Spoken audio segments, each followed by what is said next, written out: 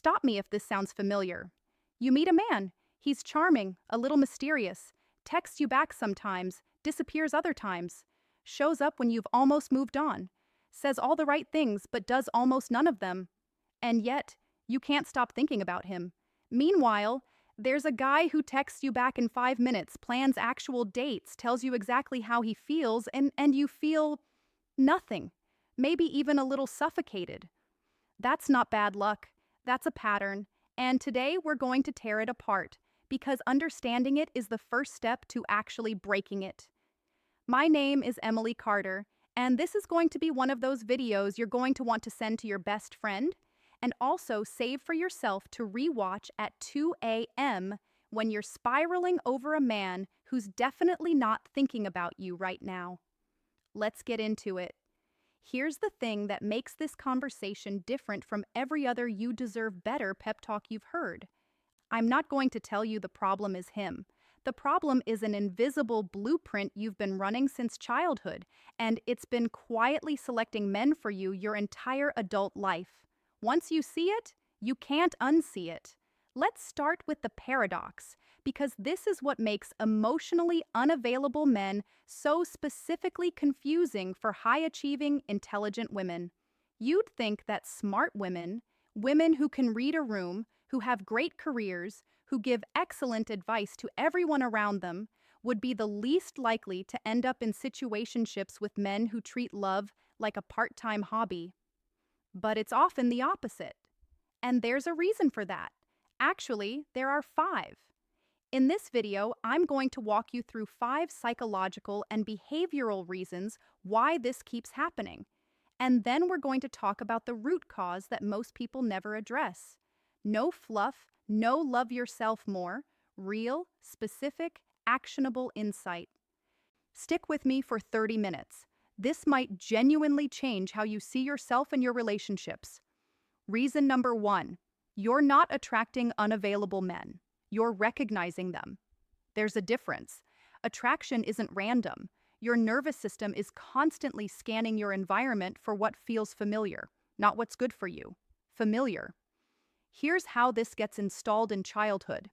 If you grew up in a home where love was unpredictable, a parent who was warm sometimes, cold other times, or emotionally absent, or who you had to earn approval from, your nervous system learned this is what love feels like.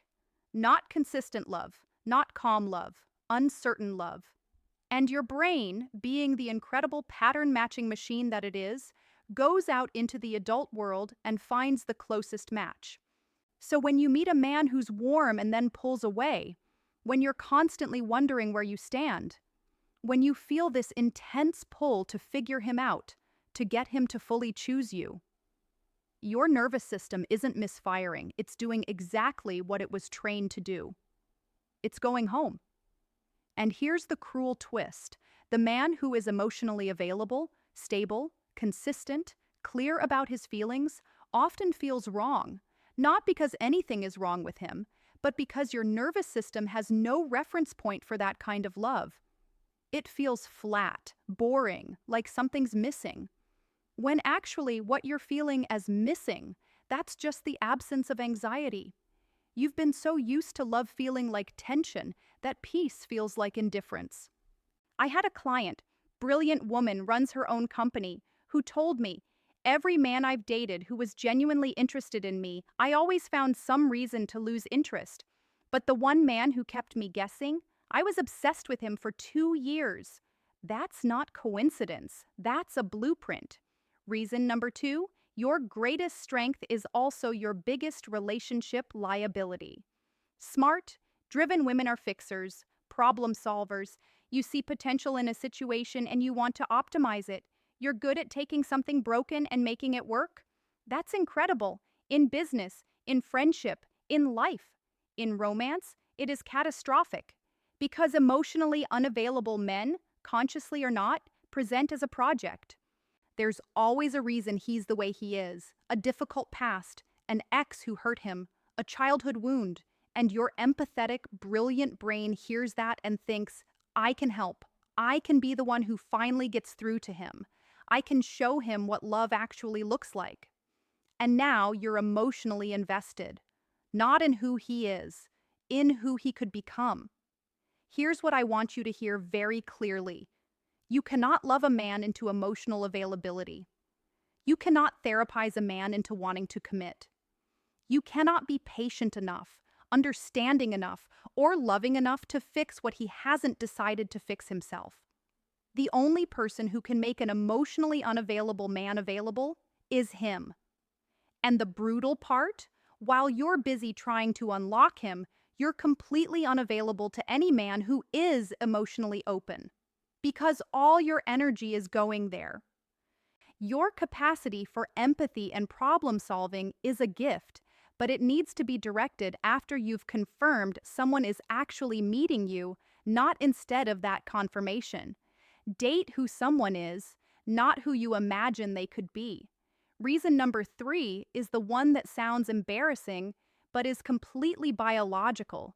Emotionally unavailable men are neurologically addictive. Your brain runs on dopamine, the chemical of anticipation and reward. And here's the thing about dopamine. It spikes highest not when rewards are consistent, but when they're unpredictable. This is the same mechanism that makes gambling addictive. You don't know when the payoff is coming, and that uncertainty keeps you hooked. Now apply that to a man who is inconsistent. 1 week he's texting you good morning every day, the next week silence, then a hey stranger out of nowhere, then a date that feels electric, then he pulls back again. Your brain is on a slot machine. Every notification from him is a pull of the lever, and your dopamine is spiking and crashing and spiking and crashing. Meanwhile, the emotionally available man is texting you consistently, showing up, being present. Your brain registers that as predictable, safe, and dopamine doesn't spike for safe, it spikes for uncertain. So the available man feels low energy, and the unavailable man feels exciting. But what you're calling excitement is actually anxiety, cortisol, stress hormones. You're not falling in love, you're falling into a stress response that mimics the feeling of love. Real love, healthy love, does have a spark. Chemistry is real, but it doesn't feel like dread. It doesn't feel like checking your phone every 10 minutes. It doesn't feel like walking on eggshells. If a relationship constantly makes you feel anxious about where you stand, that's not a love story. That's a trauma bond in formation. Reason number 4, and this one goes deep. Somewhere along the way, many of us absorbed a belief, quietly, without knowing it, that love has to be earned. Not given, earned. And if you believe at a cellular level that you have to work for love, then the man who loves you easily, freely, without conditions, he doesn't feel like love. He feels like a mistake, like he doesn't know the real you yet. But the man who makes you work for it, he feels real, because if you can get him to love you, if you can crack the code, then that love must mean something. This isn't logical, but worthiness wounds aren't logical. They're emotional, and they run so deep that your smartest, most rational thinking won't override them until you actually do the inner work. Ask yourself, and I mean really sit with this, do you feel slightly suspicious of men who like you too quickly? Do you find yourself thinking, he doesn't even know me, using that as a reason to discount his interest? Do you feel a sense of relief when a man you like finally shows interest, followed almost immediately by a loss of interest on your end? That last one, that's called the chase being the point. Once you've won, the game's over. Because the winning was never really about him. It was about proving you're worthy of being wanted. I want to say this gently but clearly. If you recognized yourself in any of that, you are not broken. You are not too damaged. You are a person who learned to survive in an environment where love was conditional and your brain adapted. Adapting is smart. The adaptation just needs updating. Reason number 5, and this one might sting a little. Sometimes we attract emotionally unavailable men because on some level, we are also emotionally unavailable. Not because we're cold, not because we don't want love, but because a part of us is terrified of it. of being truly seen, of being fully vulnerable with someone who is fully available, of the risk that comes with someone who could actually hurt you because you actually let them in. Unavailable men are, paradoxically, emotionally safer. You can't fully open up because he's not really there, which means you never have to be fully there either. You can't get completely devastated by the loss of something that was never fully yours. It's a brilliant unconscious defense mechanism, and it will keep you lonely forever if you don't call it out. The question isn't just, why do I keep picking him? The question is, what am I protecting myself from by picking someone who will never fully show up? That's not a rhetorical question. Write it down, sit with it, talk to a therapist, journal about it. That question, honestly answered, can change the entire trajectory of your love life. Okay, now we go deeper. Because all 5 of those reasons have a common root: your attachment style.